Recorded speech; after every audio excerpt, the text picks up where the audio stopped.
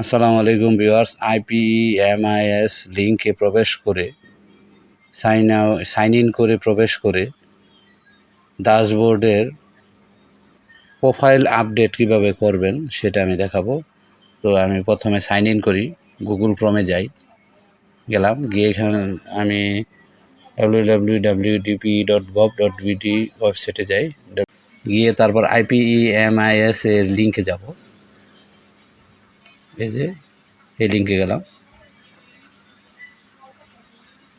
গিয়ে যে নাম্বার দিয়ে আপনি সাইন ইন করেছিলেন বা অ্যাকাউন্ট খুলেছিলেন IPEMIS সেই নাম্বারটি দিবেন এবং পাসওয়ার্ড দিবেন। দিলাম, দিয়ে এখানে সাইন ইন করুন। সাইন ইনে ক্লিক করলাম। ক্লিক করার পরে আমি এসে পড়লাম আমার IPEMIS এর ইন্টারফেসে। এখানে প্রোফাইল আপডেট দেখছেন, প্রোফাইল আপডেট, এই যে 4 নাম্বার বাম দিকে 4 নাম্বার আইকন, এখানে যাবেন।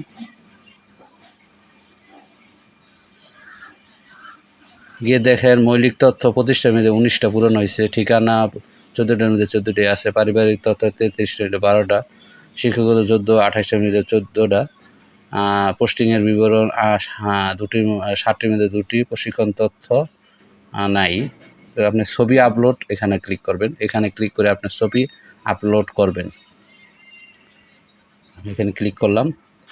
এখন আপনার ছবি পাসপোর্ট কি সাইজ করবেন বা কেমনে বানাইবেন সে সম্পর্কিত একটি ভিডিও আমি পরে দিয়ে দিব। এখানে ক্লিক করবেন, দেখেন আমার এই ছবিটি, এই যে দেখতে পাচ্ছেন, এখানে ডাবল ক্লিক করবেন, তারপর ছবিটি সাইজ করে নেবেন। এখানে ধরে স্ক্রল ড্র্যাগ করবে, আপনার মনের মতো ছবিটিকে করবেন, করে তারপরে নিজে দেখেন ঠিক আছে, এখানে ক্লিক করবেন। ক্লিক করার সাথে সাথে আপনার ছবিটি আপলোড হয়ে গেল।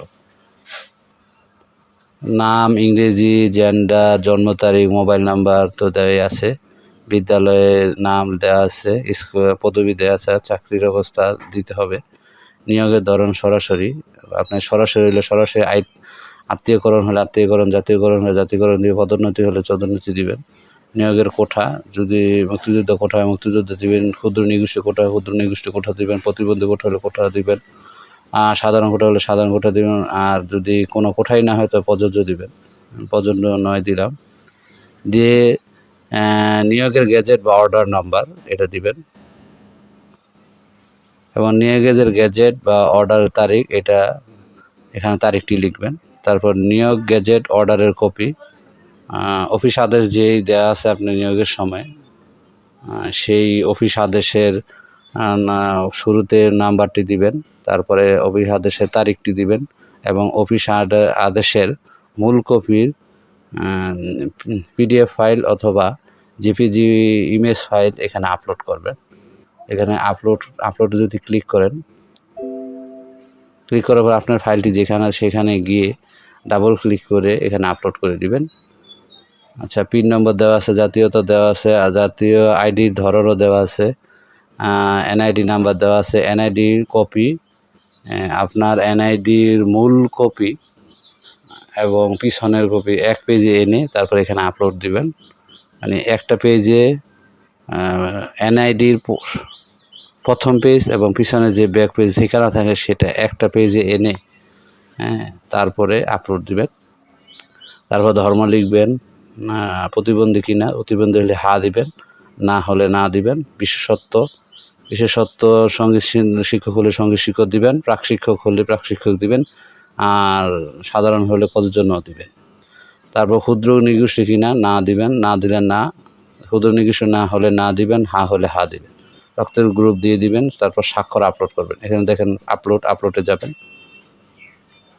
আপলোডে গিয়ে আমি যেখানে স্বাক্ষর রেখেছি সেখানে যাবেন। আমি ডেস্কটপে রেখেছি, দেখেন ডেস্কটপে গেলাম, ডেস্কটপে গিয়ে নিচে যাই, এখানে যে স্বাক্ষর খায়ের সাইন্স, এখানে ডাবল ক্লিক করবেন, দিবেন, তারপর ঠিকানা যেটি মিসিং আছে সেটি লিখে দিবেন। দেখেন ঠিকানা আমার সবই লেখা আছে, পারিবারিক তথ্য দিবেন, পিতার নাম দিবেন, পিতার ইংরেজি নাম দিবেন, পিতার জন্ম তারিখ দিবেন। এখানে পিতা কি মৃত হলে হ্যাঁ দিবেন, মৃত না হলে না দিবেন। মৃত হলে হ্যাঁ দিবেন, না হলে না দিবেন। পিতার আইডির ধরন জাতীয় পরিচয়পত্র যদি দিতে চান জাতীয় পরিচয়পত্র ক্লিক করবেন এখানে। আর যদি আপনি জন্ম নিবন্ধন দিচ্ছেন জন্ম নিবন্ধনে ক্লিক করবেন। জাতীয় পরিচয়পত্র আমরা সাধারণত প্রাইমারি সিস্টেমে দিয়ে থাকি। এখানে ইংরেজি ফরম্যাটটা লিখে দিবেন, ওখানে বাংলা আছে এটা ইংরেজি লিখে দিবেন। তার পিতার এনআইডি নাম্বারটি বা পিতার এনআইডিটি প্রথম এবং শেষের পিতার এনআইডি কপি এপিড আর ওপিড দুটোটা এক পেজে এনে এখানে আপলোড করে দিবেন। আপলোডে ক্লিক করবেন। ক্লিক করে যেখানে আপনার পিতার এনআইডি কপিটি রেখেছেন সেখানে গিয়ে ডাবল ক্লিক করে এখানে আপলোড করে দিবেন। তারপর পিতার পেশা লিখে দিবেন, যেই পেশাই হোক সেটা লিখে দিবেন। পিতা কি প্রতিবন্ধী? হ্যাঁ হলে হ্যাঁ, না হলে না। মাতার নাম লিখবেন, মাতার ইংরেজি নাম লিখবেন। মাতার জন্ম তারিখ লিখবেন। মাতা কি মৃত? হ্যাঁ হলে হ্যাঁ, না হলে না। তারপর আপনি মাতার আইডি কার্ডের ধরন দিবেন আগের মতোই, বাবার মতোই। জন্ম নিবন্ধন দিবেন, যেটা দিতে চান সেটা দিবেন। দিয়ে এবং মাতার এনআইডি নাম্বার ইংরেজিতে লিখবেন। তারপর মাতার এনআইডি কপিটি এপিড আর ওপিড এক পেজে এনে তারপর আপলোড দিবেন। মাতার পেশা যেটা থাকে সেটা দিবেন। মাতা কি প্রতিবন্ধী? হ্যাঁ হলে হ্যাঁ, না হলে না। বৈবাহিক অবস্থা এখানে সাধারণত এভাবে দেওয়া থাকে। আপনি বৈবাহিক অবস্থা কিনা বিবাহিত হলে বিবাহিত দিবেন, আর অবিবাহিত হলে অবিবাহিত দিবেন। তা বিবাহিত যদি ক্লিক করেন, বিবাহিত হয়ে থাকেন, তারপর বিবাহিত ক্লিক করবেন। ক্লিক করে স্ত্রীর নাম হলে স্ত্রীর নাম দিবেন, অথবা স্বামীর নাম হলে স্বামী দিবেন। স্বামীর ইংরেজি বা স্ত্রীর ইংরেজি নাম দিবেন। স্ত্রীর জন্ম তারিখ দিবেন।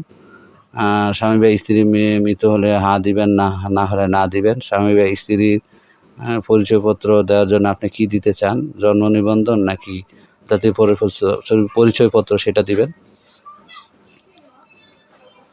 জাতীয় পরিচয়পত্র যদি দেই বা এটা ইংরেজিতে তার এনআইডি নাম্বারটি দিবেন এবং তার এনআইডি নাম্বার এপিড ওপিড এক পেজে এনে আপলোড দিবেন। স্বামী এবং স্ত্রী এনআইডি নাম্বার এপিড দোনো এপিড আর ওপিডের তথ্যগুলো এক পেজে কীভাবে সেই সম্পর্কিত ভিডিও আমি একটু পরে দিয়ে দিবে এবং এই ভিডিও ডেসক্রিপশনে দিয়ে দিব, এবং ছবি কীভাবে তৈরি করবেন পাসপোর্ট ছবি সেটাও দিয়ে দিব। স্বামী বা স্ত্রী পেশা লিখে দিবেন। স্বামী আর স্ত্রী কি প্রতিবন্ধ সেটা হ্যাঁ হলে হ্যাঁ, না হলে না। তারপর সন্তানের তথ্য, সন্তানের বাংলা নাম লিখবেন, ইংরেজি নাম লিখবেন, জন্ম তারিখ লিখবেন। সন্তান কি মৃত? হ্যাঁ হলে হ্যাঁ, না হলে না। সন্তানের আইডির ধরন, তার সন্তানের তথ্য যে দিবেন সেটা কি দিবেন। জন্ম নিবন্ধন দিলে জন্ম নিবন্ধন দিবেন, জন্ম নিবন্ধনের নাম্বার দিবেন এবং জন্ম নিবন্ধনের কপিটি এখানে আপলোড করে দিবেন। স্ক্যান করে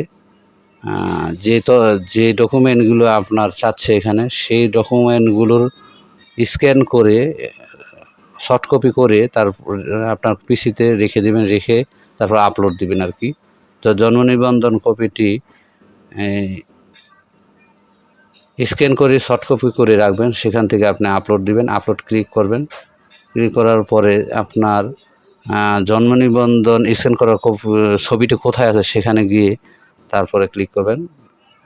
তারপর সন্তানের পেশা আমি এখনও করিনি, সন্তানের পেশা দিবেন। সন্তানের যদি ছাত্রছাত্রী হয় ছাত্রছাত্রী দিবেন, যেটা হয় সেটাই দিবেন। আচ্ছা, তারপরে সন্তান কি প্রতিবন্ধী কিনা, হ্যাঁ হলে হ্যাঁ, না হলে না দিবেন। তারপরে এখানে আরেকটি সন্তান যদি আপনার থাকে, এখানে একটি সন্তানের তথ্য যোগ করে এখানে ক্লিক করে আরেকটি সন্তানের জন্য তথ্য এসে পড়বে এবং এই অনুযায়ী আপনি তথ্য দিবেন। আচ্ছা, তারপর শিক্ষাগত যোগ্যতা, সার্টিফিকেটের নাম এসএসসি বিষয় বিজ্ঞান বোর্ড ঢাকা, পাশের সন লিখবেন, পাশের বিভাগ লিখবেন। প্রথম শ্রেণী, দ্বিতীয় শ্রেণী, তৃতীয় শ্রেণী, আর A+A যেটাই পাক সেটা এখানে লিখবেন। লিখে এসএসসি সার্টিফিকেট কপি এখানে আপলোড করবেন, স্ক্যান করে রাখবেন আগেই।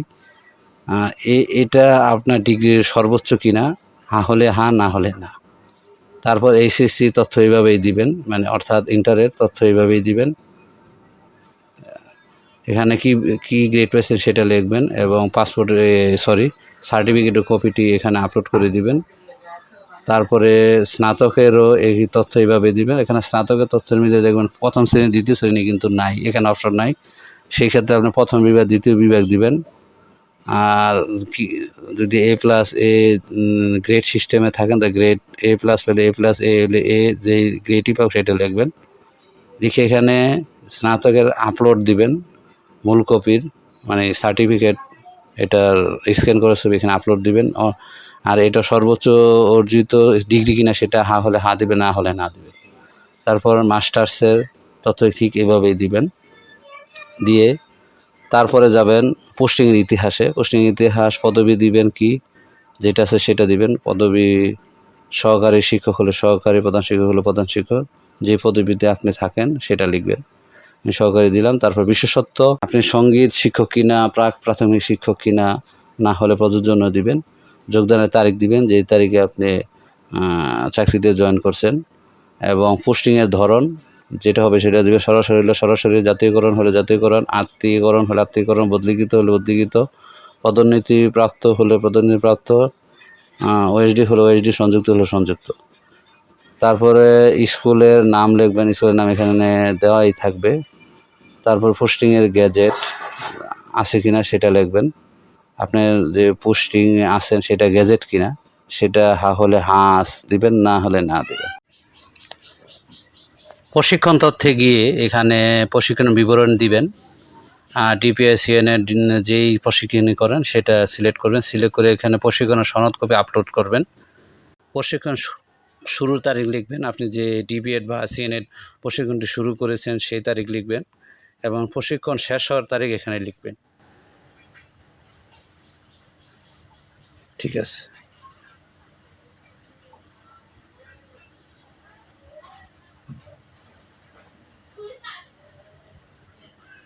লিখে তারপরে এখানে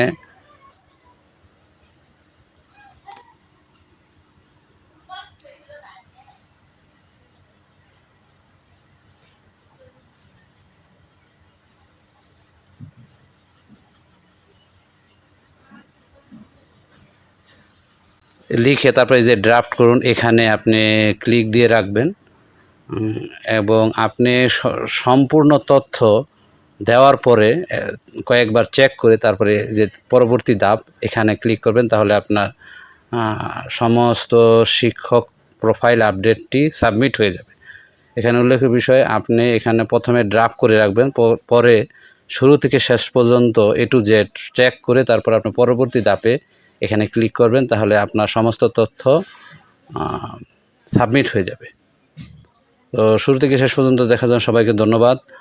আর লাইক কমেন্ট শেয়ার করবেন ভিডিওটি ভালো লাগলে, আর সাবস্ক্রাইব দিয়ে আশা করি আপনারা আমার পাশে থাকবেন।